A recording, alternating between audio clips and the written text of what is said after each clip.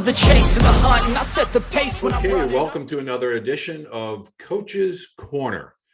My name is Walter Beede, also known as Baseball Lifer. Welcome to the Baseball Lifer channel. You can also find us on Twitter as Baseball Lifer 11. Again, what is a baseball lifer? Nothing more than somebody with over 50 years experience as an athlete, a student athlete, a head coach, college, high school, etc. But most importantly, as a dad, a baseball parent. And our mission here on the channel is to talk with other parents, get some questions, provide some guidance and some answers that hopefully will help you with regard to your child and their involvement with the sport of baseball and or softball possibly. Today we are joined from the great state of Texas. I am very familiar with the area of Houston, Texas, as both my sons reside in that area. But Alan Craig joins us here today. Alan, welcome aboard.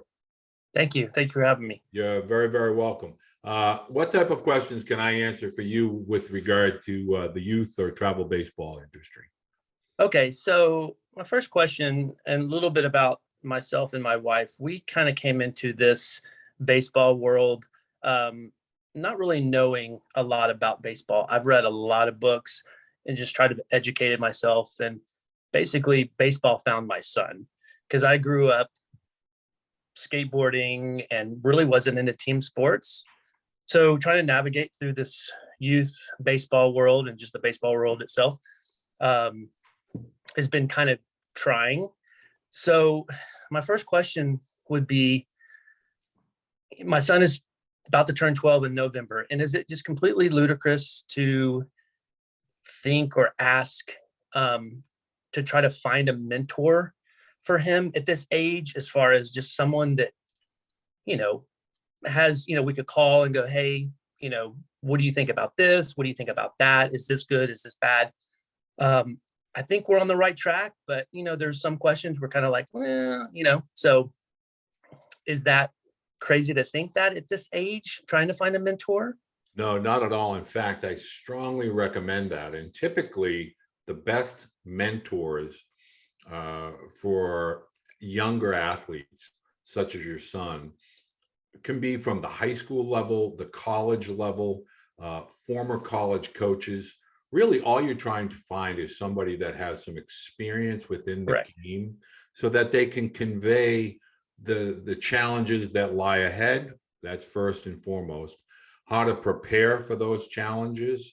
And also somebody that they can have a dialogue with during the ebbs and flows of the youth baseball landscape. So from that perspective, I mean, sometimes it's a matter of finding the right position, the right role within a team.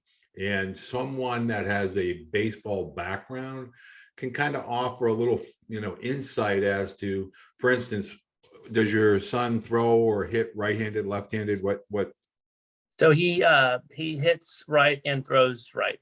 Okay, so would you say he's fast? Does he have good foot speed? Yes, I would say he's so fast. When you have that type of foundation, you're pretty much going to be open to almost every position on the field. And so then it's a matter of what's the favorite position today? Like, what's his position of choice if he had to pick? Shortstop or center field being the second position. Okay. So that tells me that he enjoys being involved in the action. It tells me that he's athletic. And if he's fleet of foot and he has the ability to catch and throw, then you're heading in the right direction. So you want to find that mentor that might have been of similar skill set, maybe somebody that had some good foot speed. And so the next logical question is, well, how do I find someone like that in the local area? Well, fortunately for you, you're in a baseball hotbed, of Texas. Right. So what you want to steer away from are the people that are trying to get money out of your pocket with regard to lessons or, skill set development, and find someone that might be local that just wants to kind of help on a peripheral basis when they have time and when you have time to bring them over. And typically that's going to be found at the local high school field by talking to the high school coach, because the high school coach can point you in the direction of a recent alum, maybe a current high school senior who has to do a community service type of a project. So those tend to be the best. The other way is allowing your son to listen in, obviously to the things that Butch and I do on a regular basis on social media that will allow him to kind of learn some of the nuances throughout the country, training practices, training drills, skill set development. More they are able to listen and more importantly, watch the higher level players, not only play, but practice. So for instance, are you near like San Jacinto? Are you near Rice? What college is in your general area?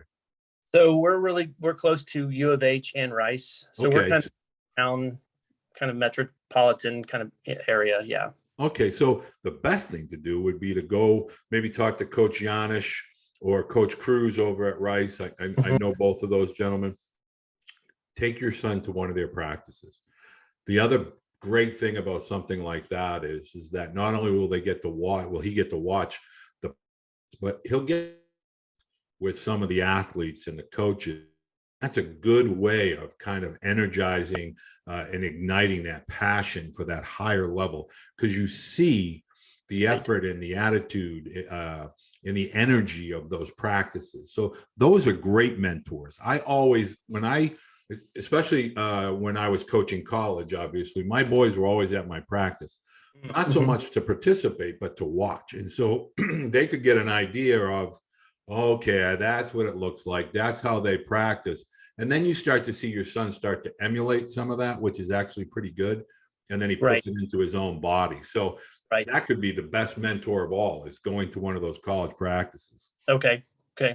I did read that in your book, and I need to probably read your book again. And because it was your book, I got my wife to read it, and it's actually fabulous as far as just kind of breaking everything down. And I do remember you mentioning that in your book as well, like go to some of the college practices and, just sit in on them. So the best thing that you can do at the college practice is engage with a player or two. First of all, the players will absolutely love that. Yeah. But I will promise you that your son will begin to focus, obviously, on the shortstop and the outfielders, specifically the center fielder.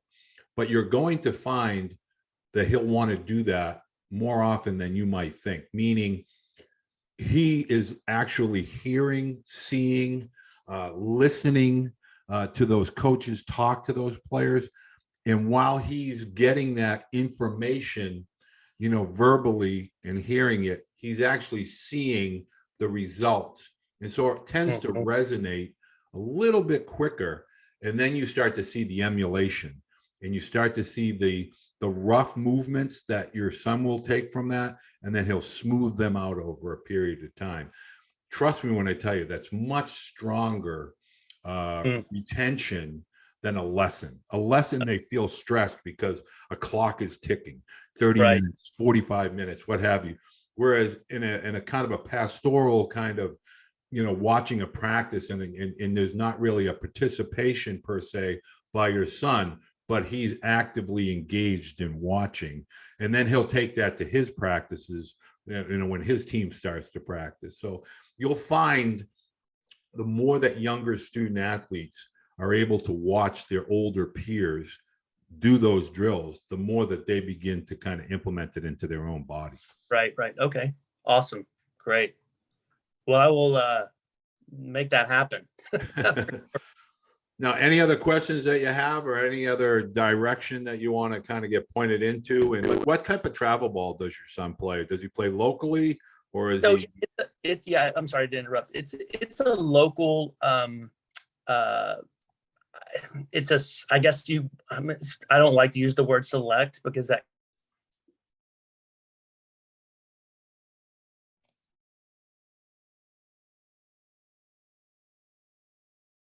twice a week.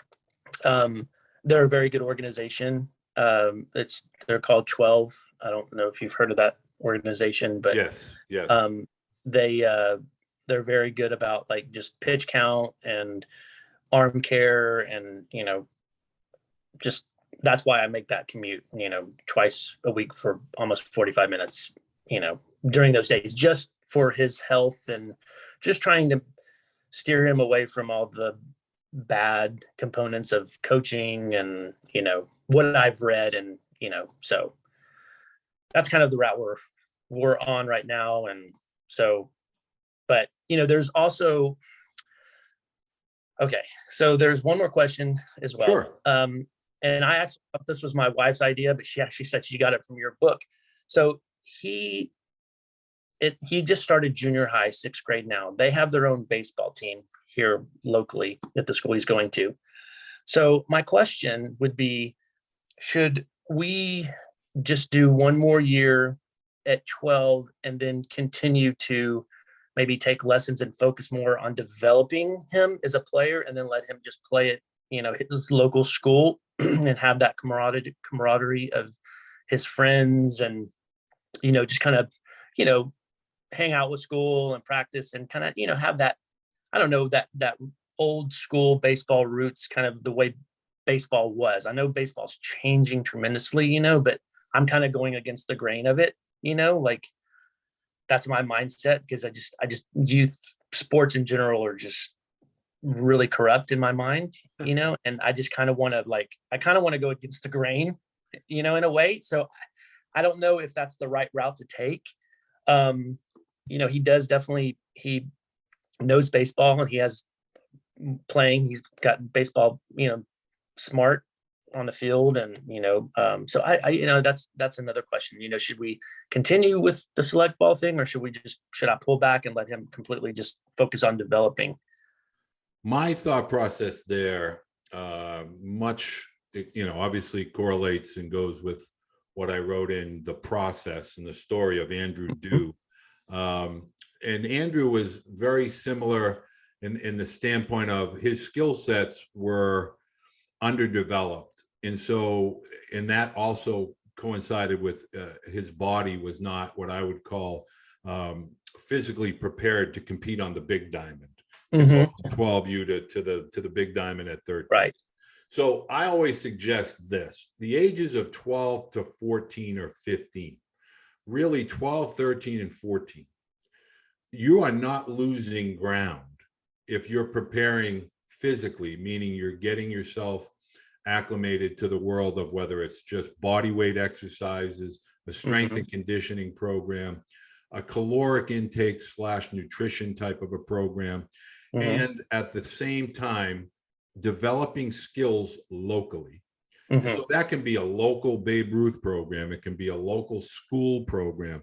It can be a local junior legion program. Right. Does not require you to travel. And the one central area of focus with regard to skill set is repetitions. Repetitions equal retention, and not just any repetitions. You want them to be good repetitions. Right. And by that, I mean, fly balls, taking good routes to the ball, trying to get some hitting drills in, so that at the same time you're developing strength, you're maintaining athleticism with skill set development. So your wife is right on the money. You're right on the money.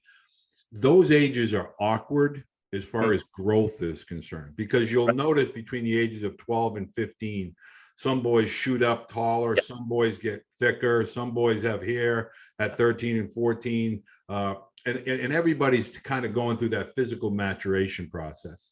So at 12, 13 years old, keep it local, keep it organic.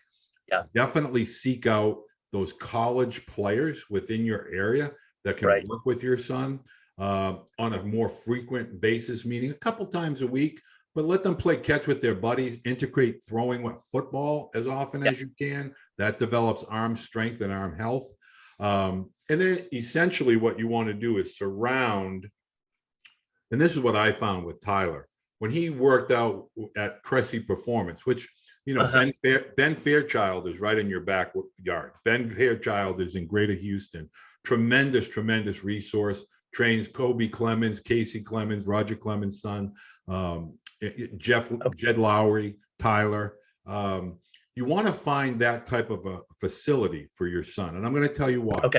Yes, it's strength and conditioning, but at the same time, you're absolutely surrounding your son with fantastic mentors of life, not just baseball. Meaning, when when our children are faced with these peer decisions of what to put into our body, who to hang around with, what are good decisions, these types of athletes and mentors found at these strength facilities are tremendous because they've been through this process at the younger ages, and they explain to the boys, when your buddies are, going out and they want to go to a party, maybe you're going to have to say no because you have to get up all morning and work out. So I found that to be one of the biggest parts from adolescent development into those young teenager years, into that young man time period, into the 16 through 18 time period, was the fact that Tyler had surrounded himself with all these elite athletes that were able to share not only stories of their development, but insights into the decisions that they would be forced to make along the way.